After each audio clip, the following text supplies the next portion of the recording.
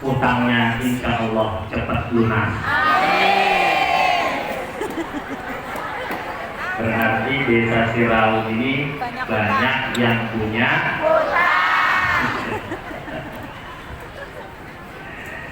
saya ulang ya Bu ya, suaranya harus lebih kenceng, paling banyak ibu-ibu. Assalamualaikum warahmatullahi wabarakatuh. Waalaikumsalam warahmatullahi wabarakatuh. Alhamdulillah, alhamdulillahilladzi ja'ala al-islam tariqan sawiyyan wa ja'ala al-mutamassikin bihi maqaman 'aliyyan. Allahumma shalli wa sallim wa barik wa 'azzim 'ala habibina wa syafi'ina wa qurrati a'yunina Muhammadin wa 'ala alihi wa asbihi alladzina yuhsinuna islamahum wa lam yaf'alu syai'an fariyya. Amma ba'du, faya ayyuhal hadirun wal hadirat, Bapak, Ibu, jamaah Majelis Maulid Baginda Rasulullah Sallallahu Alaihi Wasallam yang insya Allah kita semua diberikan kemuliaan dari Allah Subhanahu Wa Taala. Amin. Allahumma amin. Wabil khusus al-mukarram wal muhtaram, kita punya guru yang mulia Bapak Kiai Haji Ahmad Yunani sebagai pengasuh pondok pesantren Baitur Rahman Nurul Rahman. Berarti ibu semua ngedengerin saya. Kita doakan agar beliau panjang umur. Insya Allah beliau panjang umur. Allah berikan kesehatan. Allah berikan keberkahan. Ilmunya manfaat buat kita semua. Dan nanti di hari kiamat kita berada di belakang barisan beliau, tentunya di belakang barisan baginda Nabi Muhammad. Amin. Allahumma amin. Yang kami hormati pula al-mukarram wal muhtaram Yai Haji Zaini Munif Yai Khalwani sebagai Ketua Yayasan Baitur Rahman, Yai Haji Samsul Ma'arif, Yai Haji Aris Salam, Yai Musbihin sebagai Takmir Masjid Baitur Rahman, Yai Haji Sa'id, Yai Khallani dan Yai Anas Ismail. Dan tidak pula ketinggalan, yaitu kepala desa kita yang insya Allah selalu berikan hidayah kepada beliau. Amin. Sehingga ketika mengemban amanah sebagai kepala desa Sirau, insya Allah nanti warganya semua sejahtera. Amin. Yang terhormat Bapak Ahmad Fauzi, betul ya? Saya nggak nyontek. Tadi Pak Lurah nyontek tadi sampai lama nanya. Tapi insya Allah kita doakan Pak Lurah kita panjang umur, sehat, dan terus bisa memakmurkan desa Sirau ini. Amin. Ya Rabbal. Alhamdulillah, puji serta syukur kehadirat Allah Subhanahu Wa Taala. Pada siang hari ini kita bisa berkumpul di tempat yang mulia ini. Insya Allah bersama kita juga orang-orang yang mulia dalam rangka memperingati hari kelahiran manusia yang paling mulia. Maka insya Allah sesuai dengan sabda Rasulullah Sallallahu Alaihi Wasallam, al-mar'u ma'aman ahabba. seseorang itu akan selalu bersama dengan yang ia cintai. Selama di dunia rajin datang maulid, selama di dunia rajin datang ke majelis maulid, insya Allah itu sebagai dalil, sebagai wujud bukti cinta kita kepada Rasulullah Sallallahu Alaihi Wasallam. Maka insya Allah nanti di hari kiamat kita akan bertemu dengan beliau di dalam surganya Allah. Amin. Allahumma amin. Cinta sama Rasul, Bu? Benar.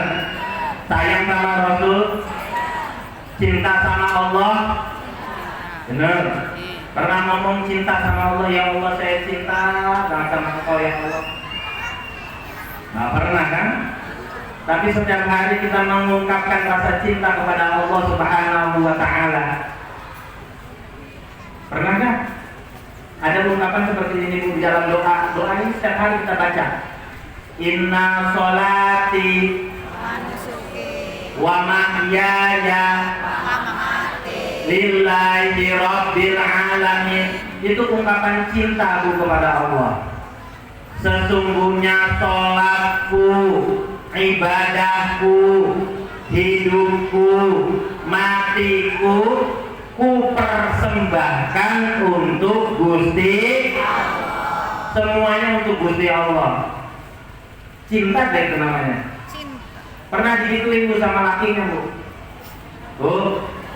Pernah digituin sama suami Ibu? Suami Ibu bilang atau mungkin orang sini bilangnya bukan mama, mami. Hidup papi, ceritanya orang sini kan yang masih tahu. Hidup papi, kerjanya papi, keringetnya papi untuk mami seorang. Pernah digituin Bu? Pernah? Melas teman. Berarti bapaknya nggak ada yang romantis ini. Ternyata kita romantis kepada Allah itu luar biasa. Setiap hari kita bilang begitu Pak Allah. Cinta kita kepada Allah kita ungkapkan setiap hari. Cinta kita kepada Rasulullah Sallallahu Alaihi Wasallam kita ungkapkan dalam kita bersolawat kepada Nabi kita Muhammad Sallallahu Alaihi Wasallam setiap hari, betul? Muka-mukanya ini ya semua ahli solawat insya Allah. Makanya bercahaya dengan cahayanya solawat. Ya, maka insya Allah saya yakin seyakin-yakinnya kalau acara maulid hukumnya ini kan nggak wajib, Bu. Acara maulid hukumnya bukan wajib, sunnah. Tapi yang sunnah aja segini banyaknya. Yang sunnah segini banyaknya. Maka saya yakin seyakin-yakinnya kalau saya pengen sholat subuh di Masjid Baitur Rahman jam 3 nggak bisa masuk saya. Ya, kenapa? Masih? Oh, bukan karena penuh, bukan?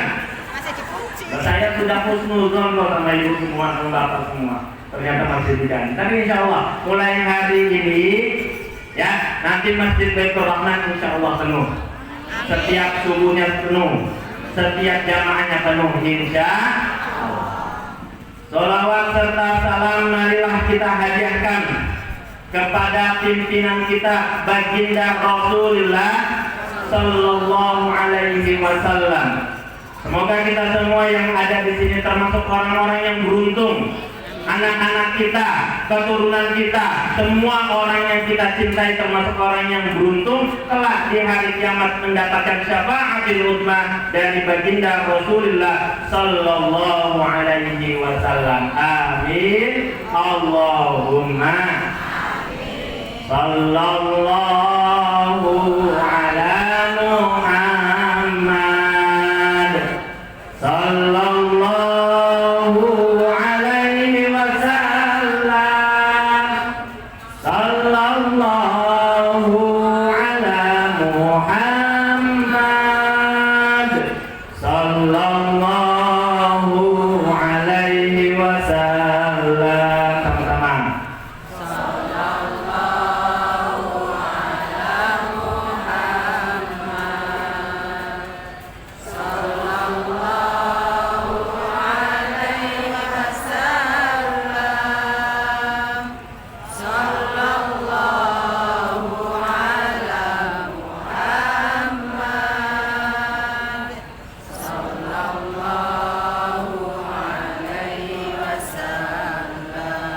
Ibu, Bapak, hari ini kita datang ke majlis maulid seperti ini dalam rangka kita cinta kepada Rasulullah Sallallahu Alaihi Wasallam.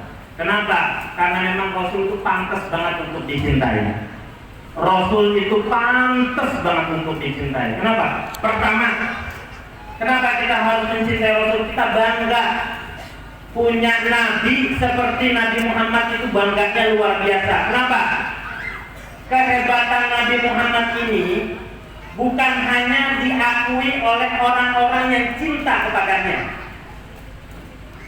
Kehebatan Nabi Muhammad ini bahkan diakui oleh para musuh-musuhnya.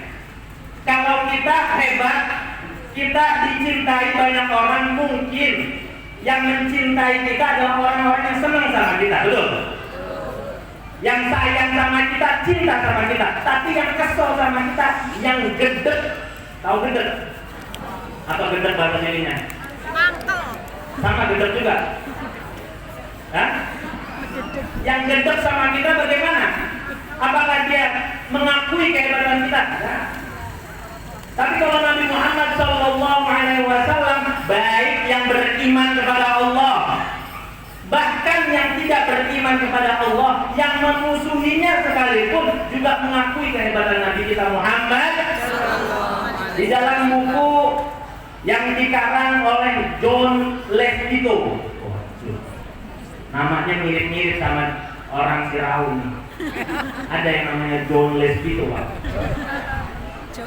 John Lestito. Dia bilang Nabi Muhammad ini adalah seorang manusia yang membawa perubahan yang teramat besar di hasanah kebudayaan umat Islam, umat manusia sedunia. Jadi bukan hanya umat Islam, umat manusia sedunia, gara-gara Nabi Muhammad SAW ada perubahan besar dalam segi kebudayaan dan keilmuan. Jadi Nabi Muhammad diakui. Bahkan di kitab, di buku Michael Hart, judulnya The 100. Isinya apa? Isinya adalah 100 orang yang paling berpengaruh. 100 orang yang paling berpengaruh di dunia ini selama peradaban manusia. Dan nomor yang pertama, Pak, nomor pertama adalah Nabi kita Muhammad Sallallahu Alaihi Wasallam. Michael Hart adalah orang Inggris yang agamanya adalah Yahudi. Masya Allah.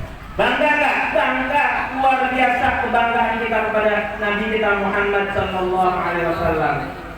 Ya, kehebatannya bukan hanya diakui oleh para pecintanya, bahkan yang memusuhinya sekalipun juga mengakuinya.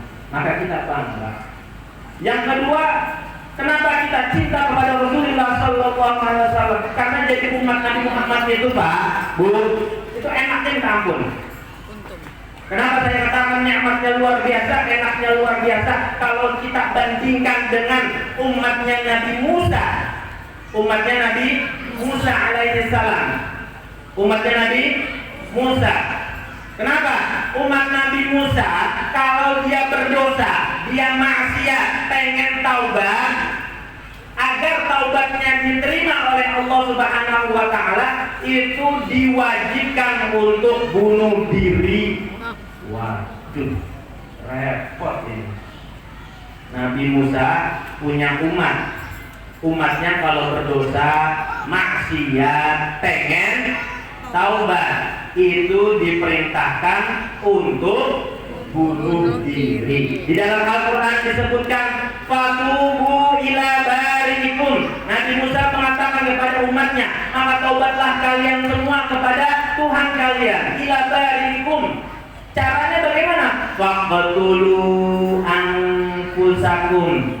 Dengan cara bunuhlah diri kalian semua. Masya Allah. Dzalikum khairul lakum 'inda bari'ikum. Yang seperti itu ketika dia bunuh diri itu lebih baik di sisi Allah Subhanahu wa taala. Fataba 'alaikum. Ketika bunuh diri baru Allah terima taubatnya. Taubatnya umat Nabi Musa agar diterima harus bunuh diri. seandai kata cara yang sama diterapkan untuk umat Nabi Muhammad SAW, kira-kira penduduk atau warga desa Firaun udah habis belum? Kalau caranya sama, ya. Kalau kita mau bertobat suruh bunuh diri, kira-kira warga sini, penduduk sini sudah habis belum?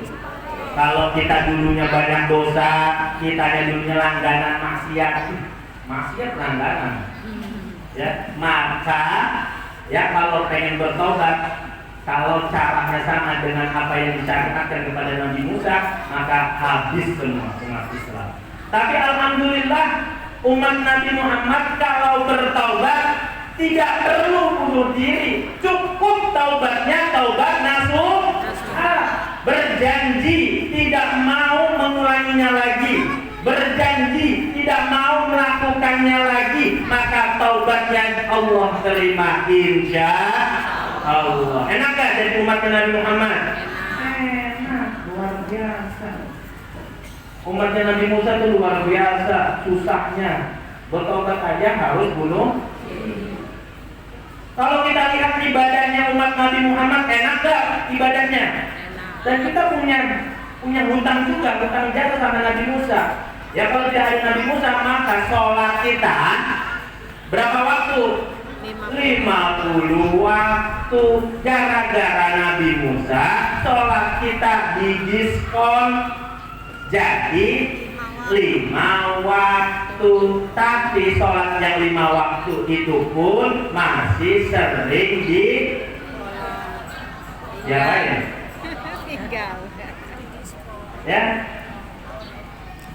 Jadi umat Nabi Muhammad itu enaknya luar biasa. Ibadah cuma 5 waktu saja. Bayangkan kalau 50 waktu, Bu, sehari berapa jam? 24 jam. Kalau 50 waktu berarti setiap sejam ada berapa kali azan? 2 kali. Setiap 1 jam ada 2 kali azan. Repot kita. Lawang ini ya 5 kali waktu saja, 5 kali waktu. Ketika dengar azan, sudah azan aja lagi. Ya, itu terasa cepat banget.